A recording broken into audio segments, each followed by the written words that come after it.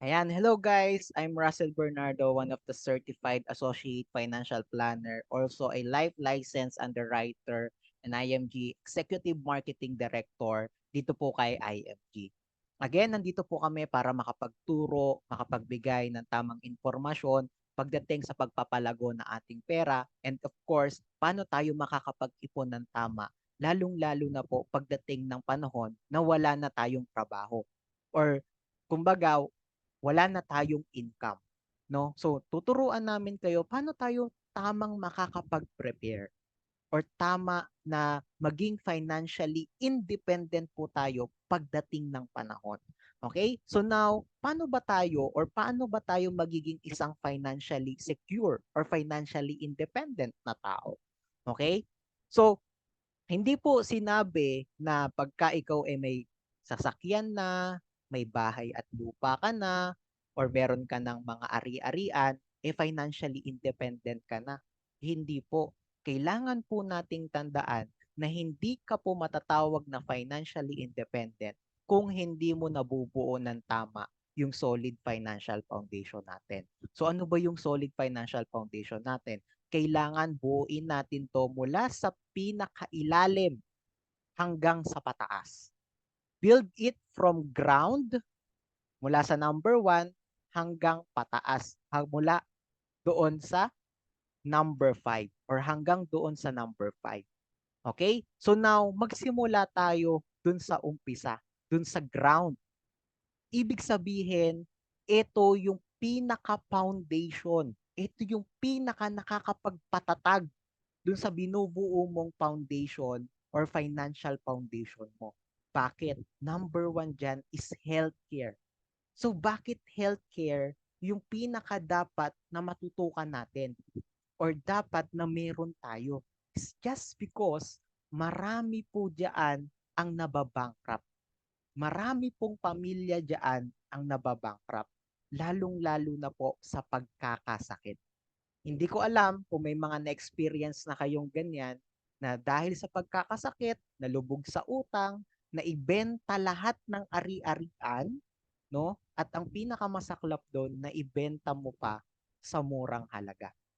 Hindi ko alam kung may mga na-experience na kayong ganon, 'di ba? Pero imaginein mo kung meron kang healthcare, may sasalo na sa medical expenses mo. Hindi mo na kailangan, no, manghiram ng pera, mangutang, magbenta ng mga ari-arian para lang sa medical expenses mo. Kasi merong sumasalo sa medical expenses mo kasi may healthcare ka. Question, sa lahat po na makakapanood nito, may healthcare ka na ba? Kasi kung wala pa, ito po yung tanong ko sa'yo. Kapag nagkasakit ka, saan ka po kukuha? Sino ang pupurwisyuhin mo? Kanino ka hihingi ng tulong pag nagkasakit ka? Kahit ba sabihin natin may trabaho tayo ngayon, gagastos at gagastos ka. Malamang kung may trabaho ka ngayon, matitigil yung trabaho mo, in the end of the day, hirap ka sa finances mo dahil sa pagkakasakit. Wala ka nang sweldo, may sakit ka pa. Question ko sa'yo, saan ka ulit kukuha just in case dumating to sa point ng buhay mo? Another thing, hindi lang po daan. Hindi lang po sa pagdating ng pagtatrabaho natin. Kasi pagtanda po natin, ibig sabihin ko po, yung time na nag-retired ka na. Another thing, pag nag-retired ka, wala ka ng income. Ito yung mas pinakamasaklap sa lahat. Wala ka ng income, wala na tayong maaasahan, lalo na kung hindi ka pa nag-prepare, wala ka pang napaghandaan. Saan ka ngayon kukuha pag nagkasakit ka? Paano pag sinabi sa'yo ng doktor na kailangan mo ng 50,000, 75,000, 100,000, 200,000 para sa medical expenses mo? Sa tingin mo, saan ka biglang kukuha ng ganoong pera? Isipin po natin, itatak po natin sa mind natin kung saan tayo kukuha ng ganong kalaking pera.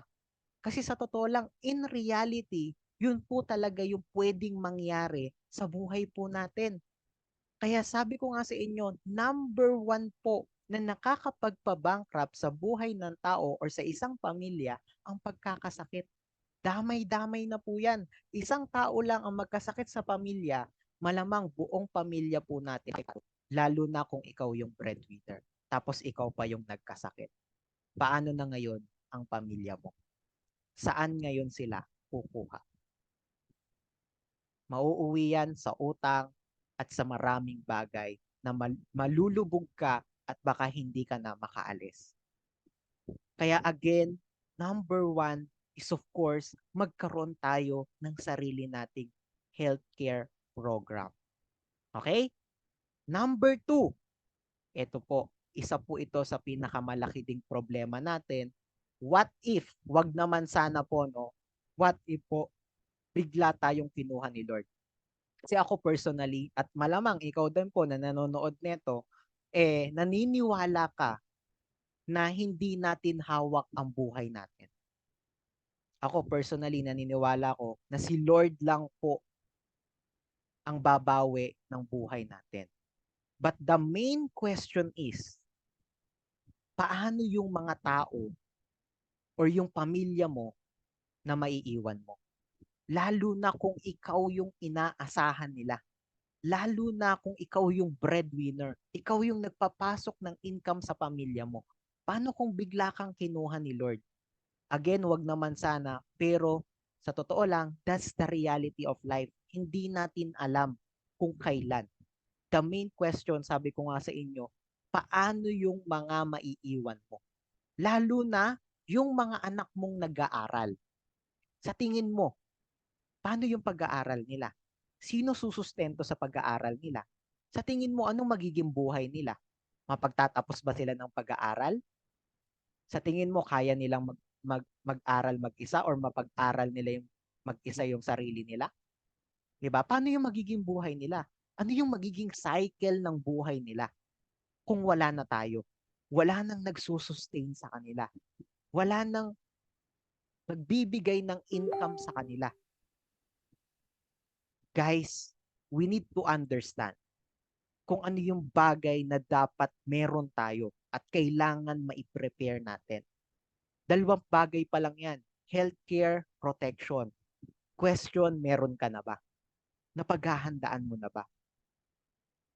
Yes, sasabihin mo sa sarili mo ngayon, di pa naman ako mawawala. Pero gaano ka kasigurado na hindi ka pa mawawala? Gaano ka kasigurado na hindi ka pa magkakasakit?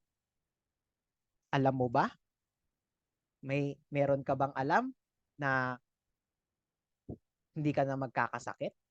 Hindi ka mawawala? But again, nasa sayo yan. Andito po kami para makatulong, para mabigyan kayo ng tamang impormasyon. Ano yung dapat nating paghandaan? Sabi ko nga sa inyo kanina, hindi porket may kotse ka, hindi porket may bahay at lupa ka, financially secure ka na. Hindi po. Kailangan meron kang mga pinaghahandaan or meron kang ibang bagay na dapat maitatak din natin sa mind natin na kailangan mapaghandaan mo din. Okay? So that is number 2. Remember that. Okay? And number 3 is manage debts. So syempre, dito kay IMG, hindi po namin kayo na hahayaan na malubog kayo sa utang. Ang gusto namin, makalaya kayo sa utang, mabawasan niyo yung utang nyo hanggang sa makalaya kayo sa utang. Okay? Kasi bakit? Ang hirap po mag-ipon ng lubog tayo sa utang. 'Di ba? Another thing, baka yung inuutang mo ay napakalaki pa ng tubo. So don't worry. Kaya nga namin kayo gustong maging part ng community ni IMG at kaya kayo nandito kay IMG kasi gusto po namin na makalaya kayo sa utang dahil tinuturo po din namin yan. So paunti-unti, tuturuan namin kayo paano makalaya sa utang at paano nyo mabibuild ng tama yung solid financial foundation. And then number 4, emergency fund. Emergency fund, sa buhay ng tao, napakaraming emergency. Halos every month, every week, every day, dumadaan ng emergency. Another thing, ang best example niya diyan is nagkaroon ng pandemic. Ang daming nawalan ng trabaho. Saan sila kumuha? Saan sila umasa? Sa gobyerno? 'Di ba? Sa ayuda? Bakit? Wala silang emergency fund. Wala man lang tayong naipon for the emergencies. 'Di ba? Another thing na dyan, natural calamities. Ito pa, alam nyo ba kahit yung ultimo may nasira lang na gamit sa bahay, emergency na yan eh. May nagkasakit sa mga kamag-anak mo, sa'yo hihingi. So, emergency na naman. The main question is, ready ka ba sa mga gastusin na yon? May emergency fund ka ba para sa mga gastusin na yon? Pag biglaang ulit nagkaroon ng pandemic, ready ka na ba? 'Di ba? Pag nagkaroon ng aksidente, may nasirang gamit sa bahay, may nagkasakit na kamag-anak mo, humingi sa'yo, ready ka ba? May ibibigay ba tayo? 'Di ba? Nagkaroon ng natural calamities, bumagyo, lumindol. Ready ba tayo? Ready ba yung finances natin? Again, guys, we need to understand this concept. Kasi isa ito sa mga makakatulong sa atin para mag-grow tayo when it comes to our finances. Kaya kailangan po nating maunawaan to. And then lastly, investment. That is the time na mag-ipon ka na, mag-invest ka para malabanan mo yung inflation, yung pagtaas ng bilihin. 'Di ba? Yung pera mo kumikita na, yung pera mo nagtatrabaho para sa iyo. And syempre, pag mag-start ka mag-invest, dapat may goal ka. Unang-una, syempre, ano ba yung goal mo? Pwedeng pang college fund ng anak mo, pang retirement fund mo, travel fund mo, business fund mo, dream house, or security fund mo. So maraming pwedeng goal para sa investment po natin. 'Di ba? So, kung nagpaplano kang mag-business, pwede mong ipunin dito. At the same time, yung iniipon mo, nag-grow, palaki siya ng palaki. Pero the main question is, may nasisimulan ka na ba? Ano na ba yung nasisimulan mo? Nakakapag-ipon ka na ba? Nakakapag-invest ka na ba? 'Di ba? But again, hindi po 'yan yung focus natin ngayon, no? Diniscuss ko lang po sa inyo ano yung mga kailangan nating buuin. Pero again, sabi ko nga sa inyo, anong gagawin natin? We need to build it mula sa pinakailalim hanggang sa pataas. Now, kung mapapansin nyo, last pa yung investment. 'Di ba? Bakit? Sir, bakit po last yung investment? Bakit last na dapat namin ma-build yung investment? Kasi bakit? Ito po yan, no, ma'am and sir, na makikinig nito. Imagine niyo po, may investment ka nga, no? Meron kang kalahating milyon sa investment mo, may 1 milyon ka sa investment mo, or even yung bahay mo, yung sasakyan mo, tinuturing mo na ding investment yan. Sinasabi mo sa sarili, may investment na ako. Yung bahay ko, yung kotse ko, yung mga lupa ko. Sige, sabihin na natin. What if, eto po what if biglang nagkasakit tayo? Bigla tayong tinamaan ng sakit. Every day ng life natin, nasa ospital tayo. Sa tingin mo, gaano kaya kamahal yung magiging hospitalization mo? Imaginein mo, since investment lang ang meron ka, baka yung mga pinagmamalaki mong sasakyan, lupa, bahay, kalahating milyon mo sa investment funds mo, baka lahat yun mawala ng biglaan. Imaginein mo, pinaghirapan mo ng ilang taon para maipundar yung mga bagay na yon, pero dahil lang pala sa pagkakasakit mo, nawala lahat. Imagine niyo po kung gaano ka-importante yung healthcare para sa life natin, para sa buhay natin. Kasi ito yung sasalo sa mga medical expenses mo. Imagine, 'di ba? Investment, lahat meron ka na. Pero dahil lang sa isang pagkakasakit, nag-back to zero ka. Imagine mo, gumaling ka nga, pero nawala naman lahat ng investment mo, naubos naman lahat ng investment mo, back to zero ka ngayon. So, anong gagawin mo? 'Di ba? So, kaya ito yung common mistake ng bawat tao. Sometimes kasi sa atin, 'di ba meron tayong nare-receive kung ikaw yung nagtatrabaho sa company. So, meron minsan tayong nare-receive na mga HMO. Pero, hindi ibig sabihin na may company HMO ka na, lifetime ka nang merong healthcare. Hindi po. Kasi, pag nag-resign ka, nawala ka sa company, wala ka na din. Hindi mo naman yan pwedeng dalhin sa pagtanda mo. So, kaya anong kailangan mo? Kailangan mo pa ding mag-ready sa pagtanda mo. Kailangan meron kang long-term healthcare.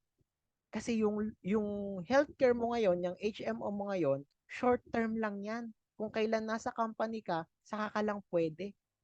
Pero pag wala ka na sa company, wala na din siya. Hindi mo na din siya ma-access. Tama? Yun yung common mistake sa atin. Akala natin yung HMO para na sa atin or lifetime na sa atin. Hindi na tayo kukuha ng long-term healthcare. Don't worry, yung sinasabi kong long-term healthcare, i-discuss po natin yan. Ito pa isang common mistake. Kapag malaki na daw yung income, financially secure na. Yung tipong kumikita ka na ng 50,000 per month, 100,000 per month, financially secure ka na daw. Hindi po. Kasi in reality, pag nagkasakit ka, nawalan ka ng trabaho, susweldo ka ba ng 100,000 per month? Kikita ka ba ng 50,000 per month? Di ba? Pag nagkasakit ka, dun sa nagtatrabaho ka at sumusweldo ka ng 50,000 to 100,000 per month or kahit may business ka, 'di ba? Malamang baka yung kitain ng business mo mapunta lahat sa pagkakasakit mo. Eh di lugi ang negosyo mo, 'di ba? So again, we need to understand na mabuo natin yung financial foundation natin ng tama. Okay? So ngayon, tuturuan ko kayo paano natin mabibuild to ng mas mabilis. Tama, mas mabilis, at very convenient sa atin. Ito yung isa sa pinaka-recommendation namin, which is yung program or isa sa mga financial product na pinoprovide sa atin ni IMG, which is si Kaiser. So panoorin po muna natin to.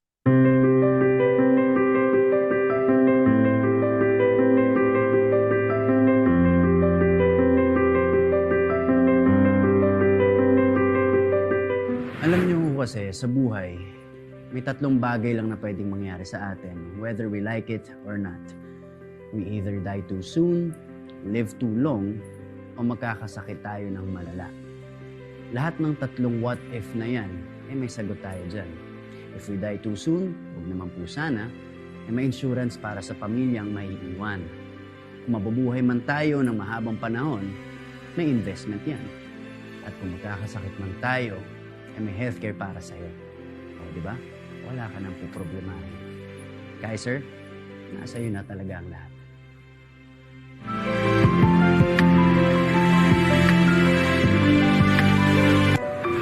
Nagustuhan ko yung Kaiser kasi talagang ang tagal ko nang naghahanap, no? Ang daming healthcares na ibinida sa akin at sa pamilya ko. Pero lahat binusisi ko talaga at isa talagang nakapasa sa akin ay ang Kaiser. Imagine, no? You are insured and you have an additional retirement. Pagtanda mo, hindi ka lang aasa sa gobyerno na retirement, no? Meron ka pang Kaiser Healthcare na kaagapay. Kaiser, nasa iyo na ang lahat. Alright, 'di ba? So ano pong sabi nila Daniel Padilla at ni Miss Carla Estrada? Sabi nga nila, Kaiser, nasa iyo na ang lahat. Kasi bakit? You know what? Sa buhay kasi ng tao, meron lang tatlong financial problem na pwedeng mangyari sa atin. Sabi nga, unang-una, what if I die too soon? Paano kung mawala ko ng maaga? Sino mag-aalaga sa akin? Sino magtataguyod sa akin? 'Di ba? Paano kung mawala ako? Paano yung pamilya ko? Paano sila? Paano yung pag-aaral nila? 'Di ba? Diniscuss ko po sa inyo kanina kung paano yung pag-aaral nila, sinong mag-aalaga sa kanila, 'di ba? And of course, paitutuloy pa kaya nila yung pag-aaral nila? Tama po ba? No? So, itanong nyo po yan sa sarili nyo. Kasi, ang magsasuffer po nito ay yung pamilya nyo. Just in case mawala tayo. Sila ang mahihirapan, lalo na kung may mga nag-aaral pa. Pangalawa, what if I get sick? Paano kung magkasakit ako? Ready pa tayo? Pag nagkasakit tayo, yun yung tinatanong ko sa inyo kanina. May panggastos ba tayo sa ospital? 'Di ba? May 50,000, may biglaan 70,000, may biglaang 100,000 ba tayo na panggastos sa ospital? Just in case na magkasakit tayo, ma-admit tayo sa ospital? 'Di ba? Another thing, what if I live too long? Ito po, problema din po pala ang pagtanda. Pagtanda natin, sinong kaagapay natin? Pagtanda natin, kanino tayo aasa? Yung mga medical expenses, yung maintenance, yung check-up. Sino sa tingin nyo gagastos niyan palagi para sa inyo? Lalo na kung wala ka pang napaghandaan. 'Di ba? Kung mapapansin nyo, sino po yung pahihirapan natin pag nagkakasakit na tayo, pag matanda na tayo? Malamang po yung mga anak natin or yung mga tao na nakapaligid sa atin. Gusto po ba natin na pahirapan natin sila? Gusto po ba natin na porwisyon natin sila? Gusto po ba natin na lahat na lang ng sinusweldo, ibibigay na lang din sa atin? Dahil lang nagkakasakit na tayo, dahil lang meron na tayong maintenance, dahil lang wala tayong napaghandaan. Imaginein po natin yan. But again, it's up to you to decide kung maghahanda ka or hindi. Basta kami, ang goal namin para sa inyo, matuto po kayo. Kasi in reality, etong tatlo lang po yung pwedeng mangyari sa buhay natin. Wala nang iba. It's either we die too soon, we live too long, or magkasakit tayo. Yun lang yung mga pwedeng mangyari sa atin. Tanungin mo yung sarili mo kung ready na ba ang finances mo. Kung may napaghandaan ka na ba. Okay? Another thing, alam nyo po ba na meron tayong healthcare program na sinabi ko nga sa inyo kanina na pinoprovide natin dito kay IMG na kung saan itong tatlong financial problem na to is sinasalo niya na. Okay? But before yon, gusto ko po munang malaman nyo na meron kasi tayong dalawang uri ng healthcare. Una, yung sinasabi ko nga kanina na short term and yung pangalawa is long term. Ngayon, pag-usapan muna natin yung tinatawag nating short term HMO, yung traditional HMO na nakukuha natin sa kumpanya. Like yung Medicard, MaxiCare, no? Yan yung mga short term healthcare. Okay?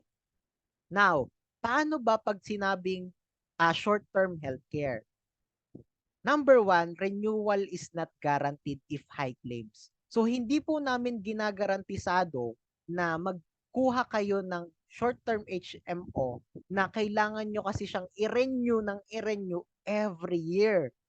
Lalo na kung malaki yung nagagastos nyo sa ospital. Kasi every year, nag-i-increase kasi siya ng i-increase ng premium. Kunwari, binayaran mo ngayon 25,000, 30,000, or 35,000 sa loob ng isang taon. Next year, 40,000 na yan. Kasi nag-i-increase nga po siya eh. Tapos, alam nyo po ba, nababayaran mo to hanggang age 60 mo. Kaya kung ngayon, sabihin na natin 40 years old ka, sabihin na natin 40 years old ka, hanggang 60, babayaran mo to. Kasi nga, yearly, kailangan mo siyang i-renew ng i-renew. So, 20 years mong babayaran. 'Di ba? Tapos, right after mong 20 years mong babayaran, pag nag-61 ka na, mawawala na yung HMO mo. Hindi ka na covered. Just imagine, 'di ba? Yan po yung tinatawag nating short term. Tapos wala pa siyang kasamang insurance Ulitin ko, wala siyang kasamang insurance coverage. Okay? And syempre, hindi din mare-return sa inyo yung premiums kung hindi mo siya magamit. Ibig sabihin, sa loob ng isang taon, hindi okay ka naman, hindi ka nagkakasakit. So, hindi po yun maibabalik sa inyo. Yung binayad mo ng buong isang taon, hindi yun ibabalik sa inyo. Thank you na lang po yun. Okay? Kasi hindi ka naman nagkasakit, pero nagbayad ka. So, thank you na lang po yun. Tapos, sabi ko nga kanina, covered ka lang po hanggang age 60. Ulitin ko ha, covered ka lang hanggang age 60. Pag 61 mo, pag tungtong mo ng 61, wala ka ng HMO. Hindi ka na covered ng short-term HMO. Tapos, not flexible pa po siya or hindi din siya matatransfer sa iba. Kunyari, may nangyari sa iyo, 6 months na yung short-term HMO, may nangyari sa iyo, hindi mo siya pwedeng i-transfer sa mga beneficiary mo. Kumbaga, hindi mo siya pwedeng ipamana. That is short-term. Kaya nga siya tinawag na short-term kasi nga, pang madalian lang siya, pang mabilisan lang siya. Hindi siya tumatagal. Ngayon, ano naman yung tinatawag nating long-term healthcare? Pagdating sa long-term healthcare, ito yung kagandahan. Kasi fix lang yung premium niya. Tapos 7 years mo lang siyang babayaran. Just imagine. Uulitin ko fix lang po yung premium niya. Hindi siya nag-i-increase every year. Okay? So kung ano yung binayaran mo nung una, yun din yung babayaran mo sa mga susunod na taon hanggang matapos mo yung 7 years. Tapos, alam nyo po ba na pag natapos mo na yung 7 years, lifetime ka na member? Kahit basta hanggat nabubuhay ka, member ka na po. Or hanggat nabubuhay ka, may bang medical expenses ka. May insurance ka, yan yung number 2, may insurance coverage ka. Number 3, meron ka pang investment. So lahat ng hinuhulog natin, lahat ng sinesave natin dun sa long-term healthcare natin, mag-grow na din siya para maging investment din natin. Just imagine, kung i-compare mo dun sa short-term HMO na hanggang 60 years old, babayaran mo siya, tapos pag 61 mo, hindi ka pa covered. Ito po hindi. 7 years ka lang magse-save, and then right after mo mag-save, covered ka na for the rest of your life. Uulitin ko po, pag natapos mo yung 7 years, covered ka na for the rest of your life. Wala ka nang babayaran pang iba.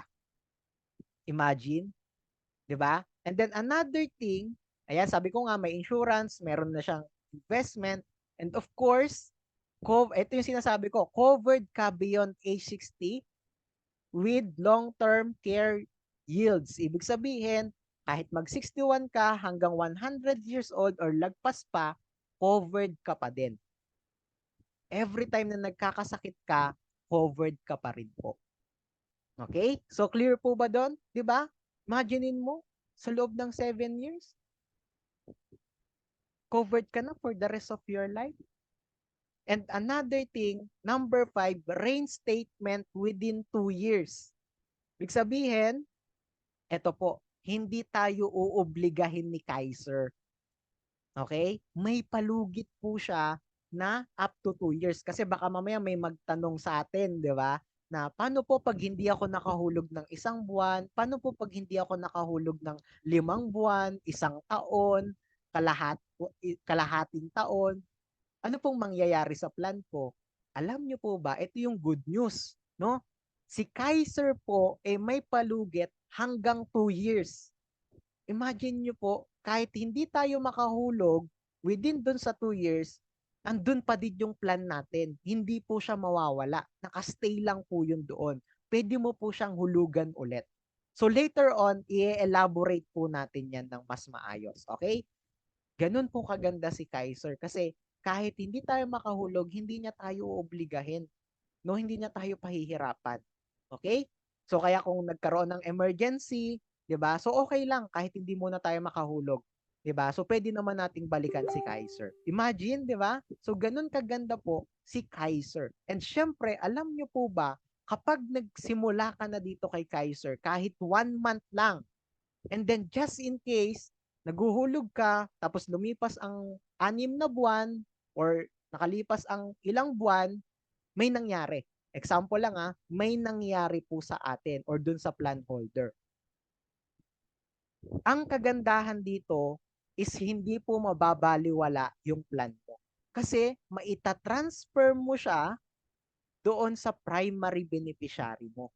Hindi siya maiiwan ng walang-wala. Ibig sabihin, may naipamana ka dun sa primary beneficiary mo.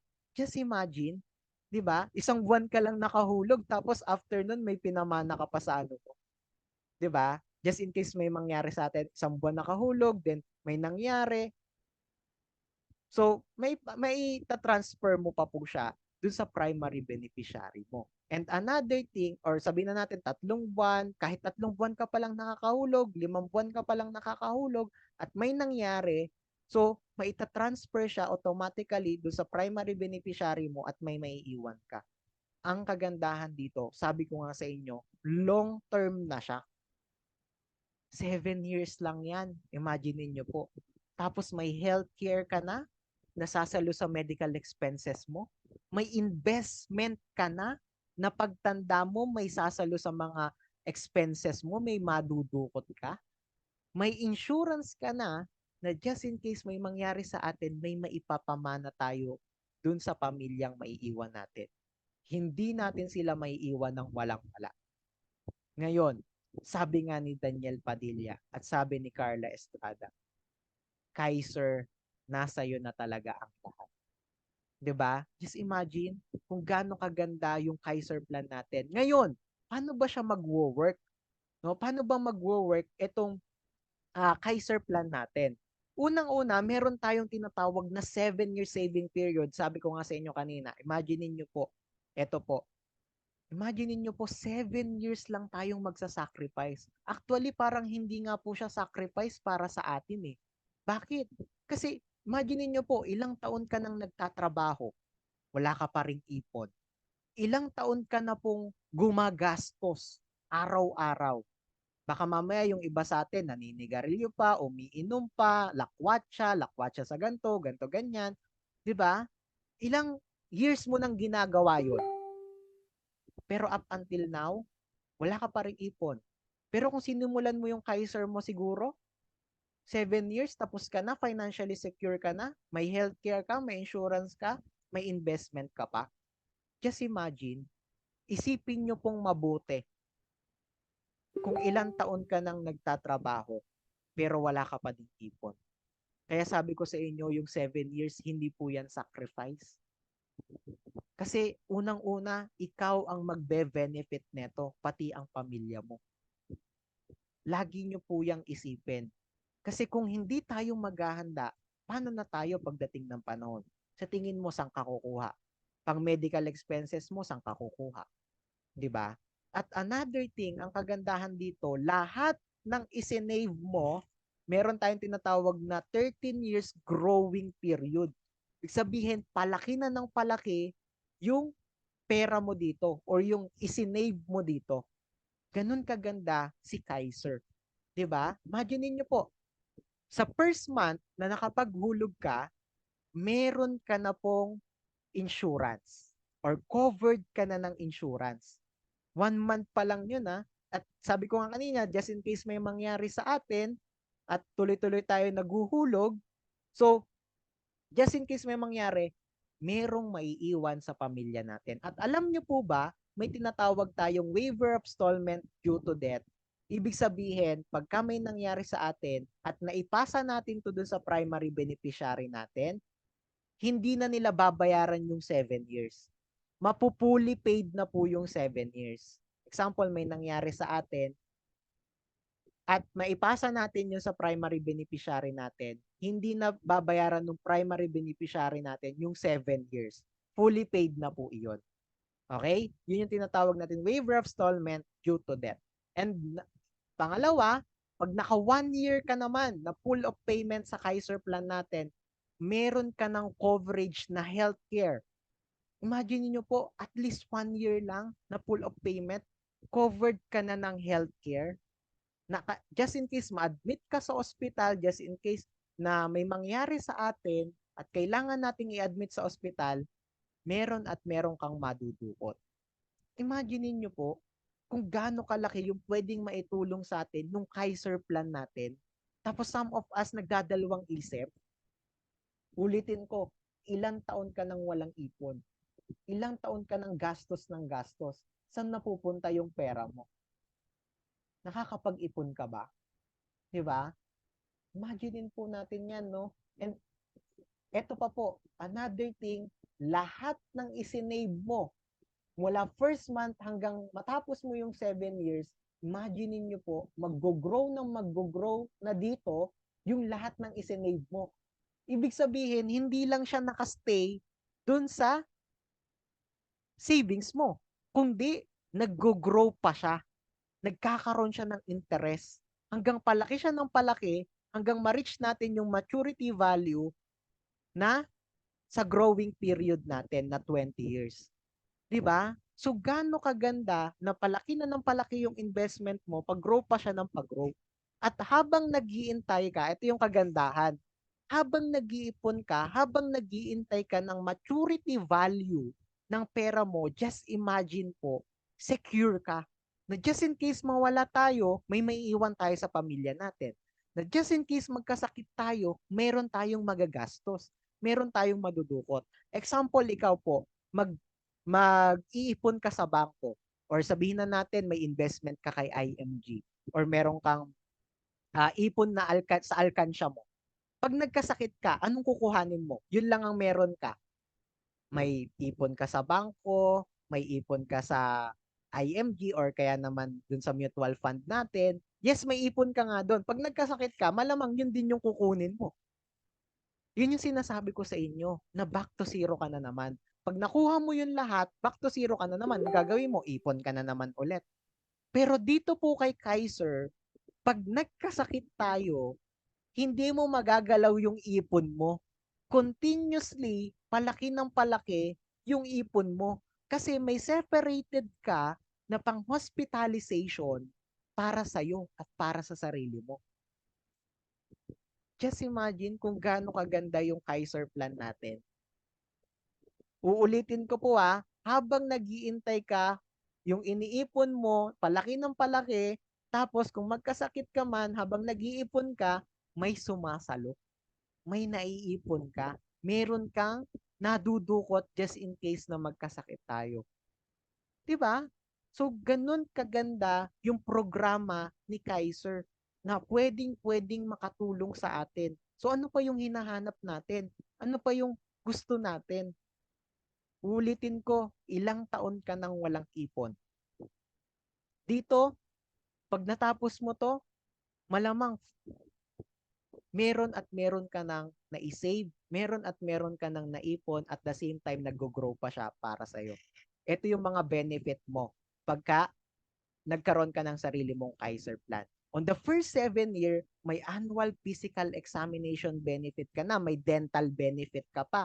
Ito yung sinasabi ko sa inyo kanina na waiver of installment due to death, waiver of installment due to disability. Ngayon, yung plan holder na disable, sabihin na natin na stroke, talagang hindi na kayang magtrabaho, kaya naman na aksidente, hindi na kayang magtrabaho, ganyan. So, yung 7 years na babayaran niya, hindi na babayaran yon. Mawi-waive na yon, fully paid na yon. Kung ma-disable siya or fully ma-disable siya, yun talagang hindi na kaya magtrabaho.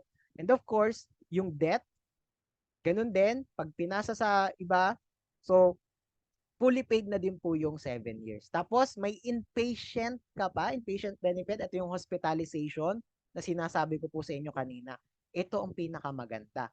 Ikaw ang mamimili ng room mo and of course, kung gusto mo private, executive ba yan or gusto mo kayo lang ng pamilya mo nandun, okay lang, wala pong problema.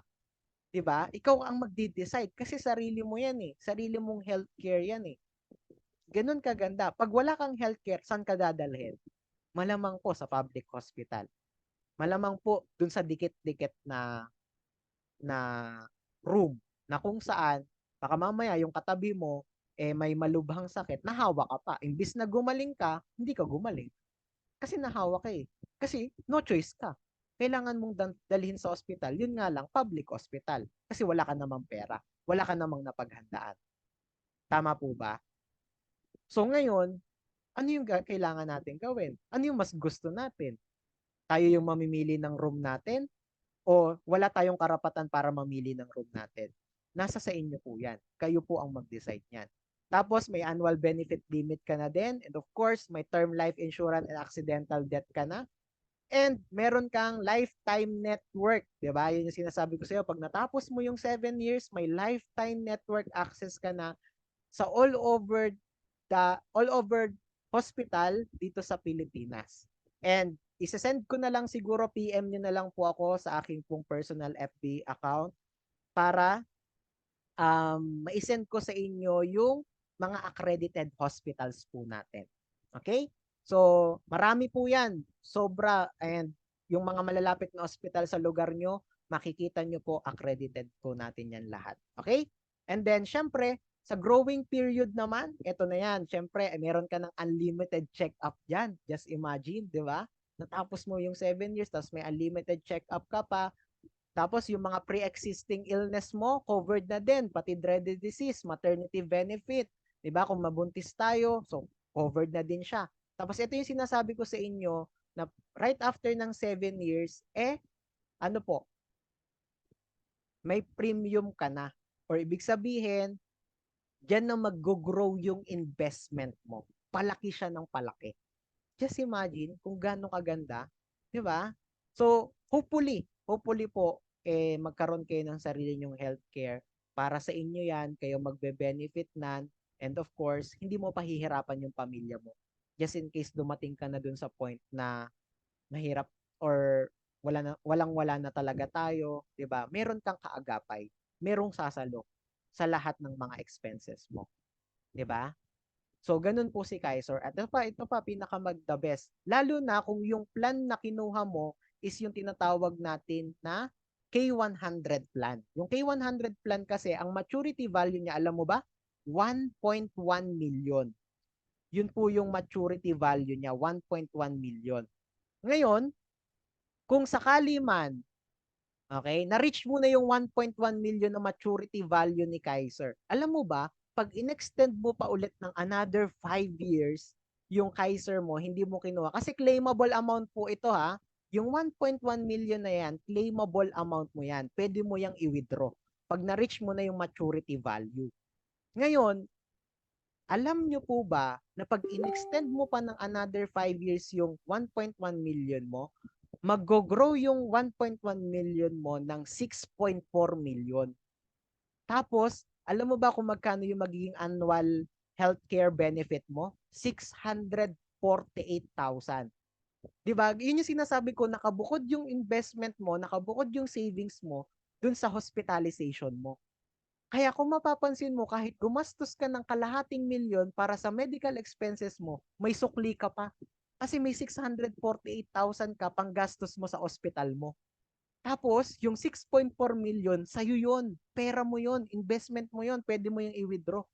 Ganun kaganda yung programa natin dito kay Kaiser. So, ano pang ayaw natin? 'Di ba? Ilang taon ka nang walang ipon. Okay? And another thing, kung i-extend mo pa siya ng another 5 years pa, imaginein mo, yung annual healthcare benefit limit mo is 1 million na. Oh, so kung gumastos ka 900,000 or 1 million sa hospitalization mo, may sukli ka pa din. Ganun ka sinesecure ni Kaiser. Ganun ka sinesecure ng Kaiser Healthcare Program natin. Tapos may 10 million ka pa na investment program mo. Saan ka po makakakita ng ganyang programa? Only kay Kaiser lang po yung may gantong programa. Sige po, magsabi po kayo sa akin, saan pa may gantong programa na makakatulong na sa atin sa medical expenses natin, pagtanda natin may madudukot pa tayo. Tapos just in case mawala naman tayo, may maipapamana tayo sa pamilya natin.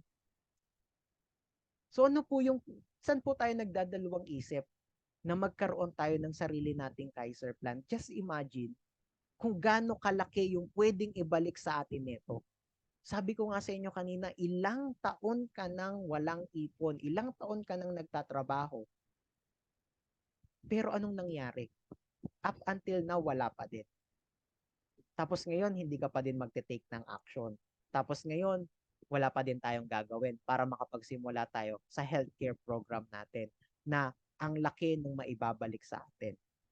Okay? So again, it's up to you. Now, pag-usapan naman natin kung magkano. Okay? So, ito po is depende po sa age bracket po natin. So, kung ikaw yung tao na 10 to 40 years old, okay, meron kang tinatawag na K45, meron tayong tinatawag na K45, yung pinakamababang plan, yan po yun. So, 2647 ang monthly po niyan. Monthly payment niya is 2647. So, ang maturity value niya is kalahating milyon. Yan yung claimable amount. So, pag mababa yung plan mo, syempre, of course, mababa din po yung maturity value niya. Okay? Pero kung medyo mataas-taas yung plan mo, kunyari ito, to K50, ito yung pangalawa, so medyo mataas yung maturity value mo. Okay? So clear po ba doon? Pero kung ikaw naman yung tao na 41 to 50 years old, so pinakamababang plan is K60. Okay po? Clear po ba doon? So K60 po ang pinakamababang plan na pwede nating kuhanin. Ibig sabihin, hindi ka na po pwede dito sa K50 and K45. Bawal ka na pong pumunta doon. Okay? Pag 41 to 50, dito lang yung pinaka pwede sa'yo. Or pwede kang mas tumaas. Gusto mo, kung kaya mo naman yung K75, pwede mong kuhanin. Ito yung monthly niya. 4,412. Okay? Tapos pwede ka pa ulit tumaas. Kung kaya mo naman yung K100, ito naman yung monthly niya.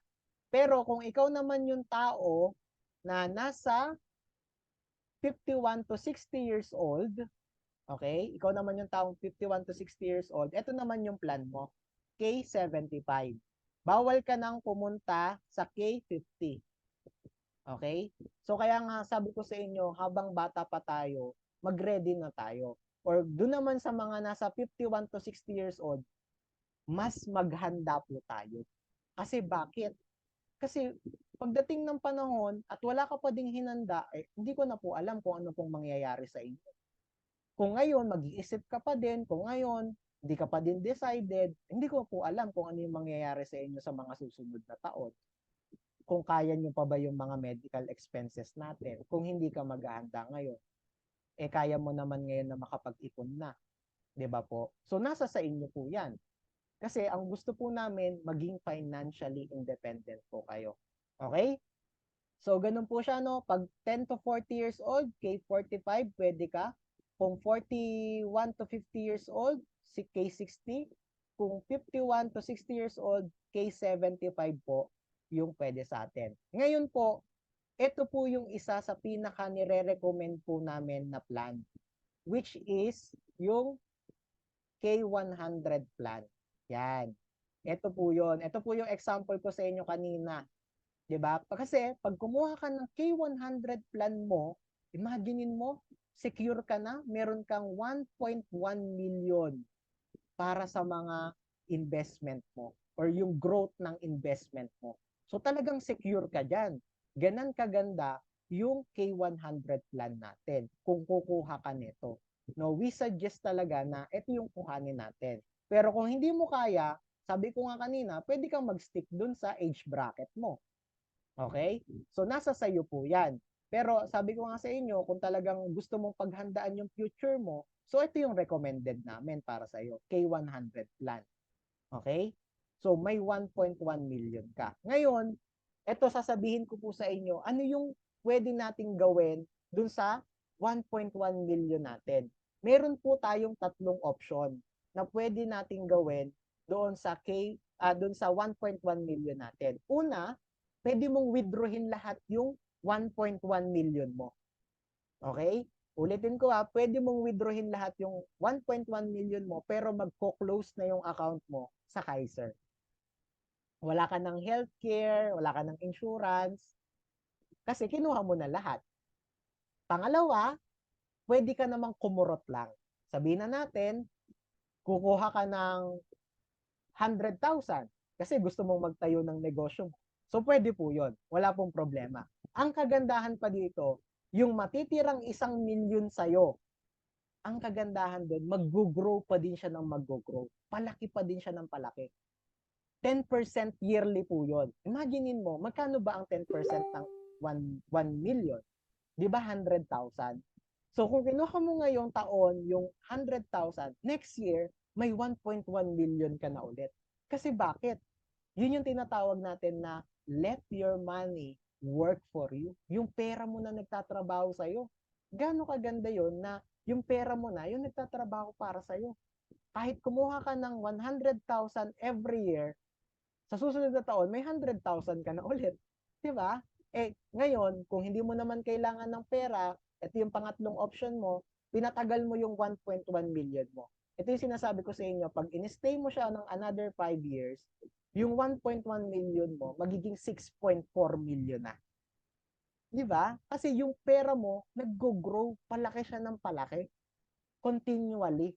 And then, another thing, pag pinatagal mo pa ulit ng another 5 years, edi 10.4 million na yan, 10.6 million na yan. Di ba? Ganun kaganda once na may alam tayo, may idea tayo, saan natin magandang ipunin yung pera natin. At sure tayo na meron at meron tayong madudukot pagdating ng panahon na hindi mo naiisipin na ilang taon na akong nagtatrabaho pero wala pa din akong naiipon, 'di ba? 10 taon, 15 years na akong nagtatrabaho, wala pa din akong naiipon. Kaya ngayon pa lang, simulan mo na po. Kasi kung hindi mo sisimulan, kailan pa? Kailan ka pa magsisimula? Kailan ka pa magsisimulang mag-ipon? Tama po ba?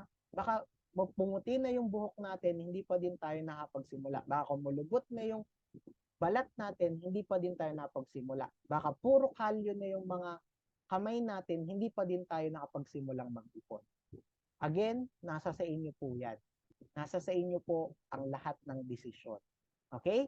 So, yun yung sa maturity value natin, no? And ang kagandahan dito, meron tayong iba't ibang option ng payment. Okay? Sa payment po natin, meron tayong quarterly, meron tayong semi-annual, meron tayong annual. And of course, meron tayong monthly. Meron din tayong spot cash. Ang spot cash, kung gusto mo, nabayaran mo na yung buong 7 years para wala ka nang iisipin pa. Kung kaya naman natin, why not, 'di ba?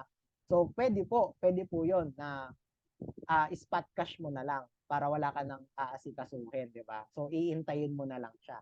So, mag-monthly, so syempre, ito yung mga monthly payment natin. And kung quarterly naman, may discount po tayo dito. Kahit sa spot cash, may discount po tayo diyan. 20% discount po tayo dun sa total. No? So, ang laki ng madi-discount natin. Sa quarterly, may discount naman tayo dito na half month. Half month po ang discount natin. Sa semi-annual naman, discounted po tayo dito ng 1 month. Ibig sabihin, sa loob ng isang taon, parang 11 months lang tayong nagbabayad. Okay? Kasi discounted nga tayo. Kasi nga, semi-annual yung kinuha nating payment. Kung annual payment naman po, discounted ka ng 2 months. So, ibig sabihin, parang 10 months ng 10 months ka lang nagbabayad pagka annual payment. Okay? Clear po ba doon? So, again, pag annual payment, 2 months ang discount mo. Ang kagandahan dito, parang 5 years and 8 months ka lang nagbayad instead of 7 years. 'Di ba? So, yun yung kagandahan. No? So, pag nag-annual payment po tayo. Pero, sabi ko nga sa inyo, mas maganda, masimulan na po natin. Kasi bakit? No? Hindi po natin masasabi yung buhay po natin. Hindi po natin masasabi yung mga pwedeng mangyari bukas, sa susunod na buwan, or sa mga susunod pang buwan, or susunod na araw or linggo na dadaan sa buhay natin. Kaya, I suggest, kahit 1 month muna, maisimulan mo para secure ka. Para ma-secure ka muna. Yung sarili mo, yung life mo, ma-secure. Kasi 'di ba, once na nakapagsimula tayo kahit 1 month, meron na agad tayong life insurance. So, bakit ko sinabi na simulan mo muna kahit 1 month? Yun nga, yun yung reason. At another thing, pwede mo naman kasi siyang i-upgrade kung ano yung gusto mong or ano yung plano mo sa plan mo. Kunwari, gusto mo quarterly. So sabi ko, magsimula ka muna kahit 1 month. And then sa susunod naman or sa mga susunod pang buwan, nagkaroon ka ng malaki-laking pera, pwede mo siyang i-upgrade into annual, pwede mo siyang i-upgrade into semi-annual, or pwede mo din siyang i-upgrade into quarterly kung ano yung gusto mo. Ang kagandahan lang, secure ka na.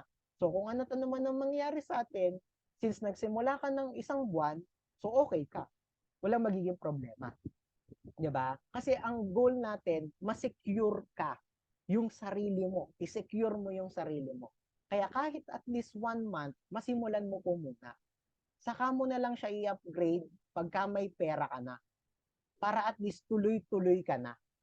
Okay? Clear po ba doon? So, again, i-take note natin yun ha. Kasi malaki ang magiging problema pagka mamaya sabihin mo, ay next year na ako magsisimula kasi ano po, gusto ko i-annual ko. Eh, before pa mag next year may nangyari na sa'yo. So, anong gagawin mo? Paano yan? Saan ka ngayon kukuha? Hindi ka nagsimula ng monthly. O, di ba? O, next month or sa susunod na buwan na ako, eh may nangyari na sa'yo before pa mag next month. O, so ngayon, saan ka ngayon kukuha? 'Di ba? So kaya napaka-importante kahit isang buwan lang muna masimulan mo ngayong buwan. Para para sa susunod na magkaroon ka ng malaki-laking pera, meron ka nang madudukot or pwede mo na siyang i-upgrade into annual, into semi-annual, into quarterly. Okay? Clear po ba 'yon? Naunawaan po ba natin? So hopefully naunawaan natin 'yon, no? And again, nasa sa iyo 'yan. Pero pwede kang mag-extend kung medyo malaki-laki budget mo, K125, K150, K175, nasa sayo. So, habang lumalaki yung plan mo, lumalaki din yung maturity value mo. Ayan, oh. Imaginein mo na pag dito ka sa sa K175, 2 million ang ano mo. Gano'ng kaganda po 'yan. 'Di ba? Talagang secure na secure ka kahit anong mangyari. Meron at meron kang madudukot. Tama? Okay? So, clear? And then, meron po tayong tinatawag na policy fee. Yan. So, ito pong policy fee, ito kasi yung binabayaran natin, lalo na pag magkakaroon na tayo ng policy sa Kaiser plan po natin. Kasi yung policy, yan po yung pinapakita natin sa mga hospital. Lalo na kung ma-admit tayo sa hospital o kaya naman magpapa-check up tayo gamit yung Kaiser plan po natin. So, may binabayaran tayo na 500 pesos lang naman. Hindi naman siguro ganong kabigat to, no? Yung 500 pesos. Per year po yan per year, for 7 years lang po. Hindi po ibig sabihin na every year kailangan mo magbayad.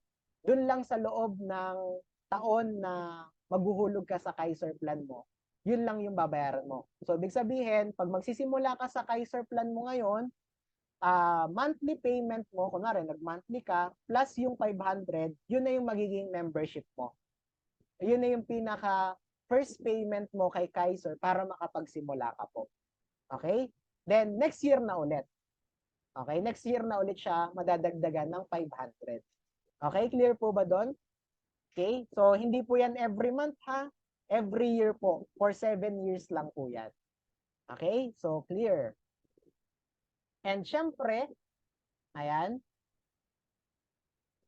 And of course, another thing, ayan. So, ito po yung gusto ko po sanang malinaw sa inyo, yung tinatawag natin na range statement. Okay? So, sabi ko kasi sa inyo kanina, hindi tayo inuobliga ni Kaiser. Kaya sabi ko, kahit simulan mo lang muna yung first month, umpisa lang muna, maghulog ka lang muna na kahit mag-focus ka muna doon sa first month. Kasi secure ka na may insurance ka na. Ngayon, kung hindi ka man makahulog ng 3 months, ng 5 months, ng ilang months, ang kagandahan nun, hindi po mawawala yung mga previous na hinulugan mo. Nakastay lang po yun doon. Okay? So, kunwari, nakahulog ka na ng 5 buwan, nakahulog ka na ng 6 na buwan, ng 7 buwan, tapos biglang nagkaroon ng emergency.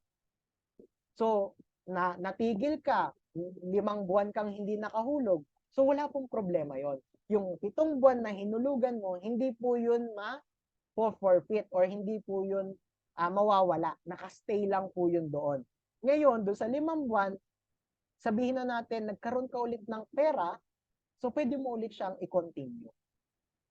Diba? Imagine, may 2 option ka. Kunwari, 5 buwan kang hindi nakahulog. Una, pwede kang maghulog.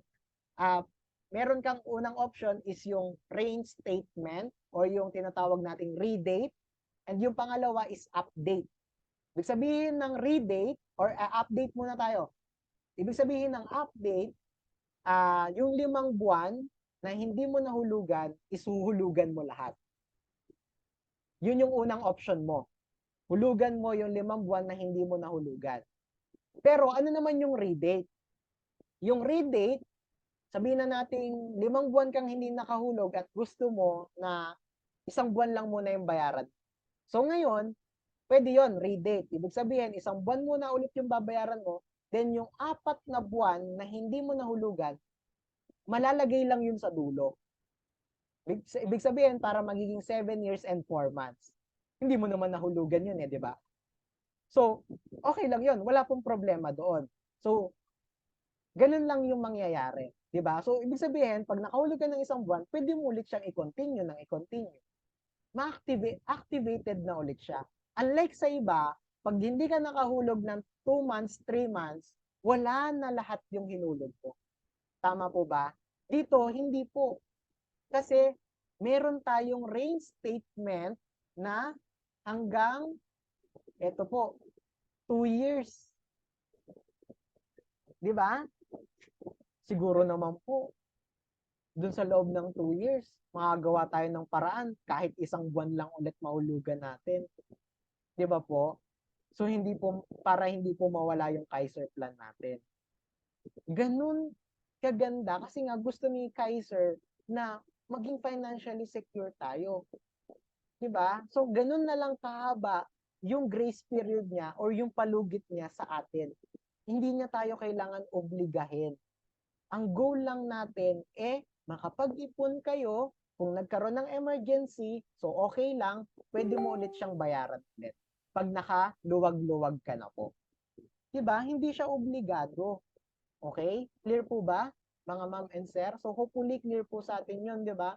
Just imagine hindi natin kailangan i-obligate yung sarili natin. Kung talagang may problema, may emergency, okay lang na hindi ka makapag-payment.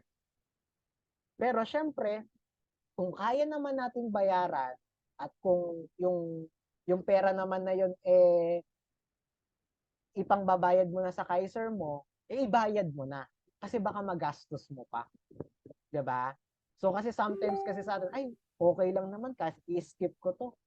Ipanggagastos ko muna 'to, ipanggagala ko muna 'to. Wag naman pong gano'n, 'di ba? Wag naman pong gano'n. So syempre, mas i-priority natin yung ipon natin. Mas i-priority natin yung kailangan natin. Okay? Kung talagang may pera ka, ihulog mo ng ihulog. Pero kung talagang walang-wala, it's okay. It's fine. Wala pong problema. No? So, pwede kang ulit maghulog sa susunod na meron ka na ulit. Kaya sabi ko nga sa inyo, mag-focus ka muna sa unang payment para makasimula ka. Okay? Again, nasa sa inyo ang desisyon. Isipin mong mabuti kung kailan ka pa nagtatrabaho. Hanggang kailan ka ba dyan sa situation mo? Hanggang kailan ka ba na wala kang gagawin at hindi ka mag-iipon? Hanggang kailan sa tingin mo? Sabi ko nga kanina, baka kulubot na yung kamay natin, puro kalyo na yung mga kamay natin, kulubot na yung balat natin, maputi na yung buhok natin, saka pa lang tayo makakaisip na magtipon.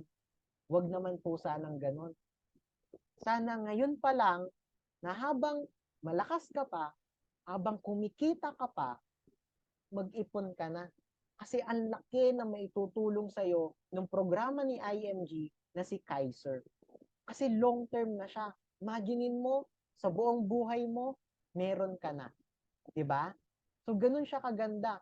Kaya kung babalikan po natin yung solid financial foundation natin, imagine mo kung meron kang Kaiser plan, may healthcare ka na.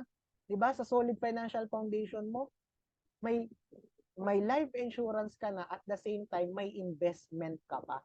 So ano na lang gagawin mo? So 'di ba, ang bilis mong nabuo yung solid financial foundation mo sa isang programa lang na pino-provide sa atin ni IMG. Imagine, 'di ba? Sa Kaiser plan lang natin may tatlo na agad tayo, may healthcare, may protection, may investment. Tapos kung may IMG ka pa, edi may maidadagdag ka pa sa investment mo. So ang gagawin mo na lang, buuin mo yung emergency fund mo and tutulungan ka din namin paano ka makalaya sa utang. Gaano ka financially secure? Gaano kadami yung natutunan mo dito kay IMG? Kung i-execute mo lang yung lahat ng natutunan mo, malamang magiging maganda ang future mo. Magiging maganda ang kinabukasan mo. Kung i-execute mo lahat ng learnings, ng knowledge na natutunan mo dito.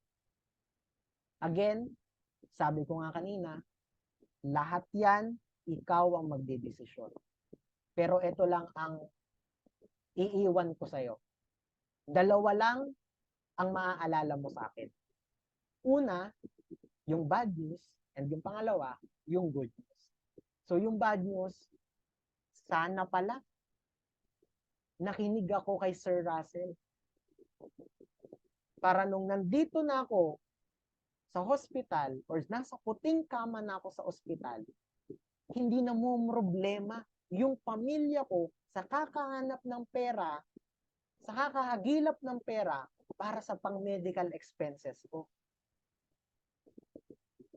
Yun yung una mong maaalala sa akin. Yung pangalawa, good news. Kasi masasabi mo sa sarili mo na buti na lang nakinig ako kay Sir Russell kasi hindi nagpapakahirap yung pamilya ko humanap ng pera para sa medical expenses ko. Kasi nakapaghanda ako, nakapag-ready ako, nakapag-prepare ako para sa future, para sa yung point na to na dumating sa akin, meron at meron akong nadudukot. Just imagine kung gaano kaganda yung programa ni IMG at ni Kaiser para sa atin. Sana maunawaan mo yon, maintindihan mo yon, at ikaw nanonood ngayon, mag-take ka ng action.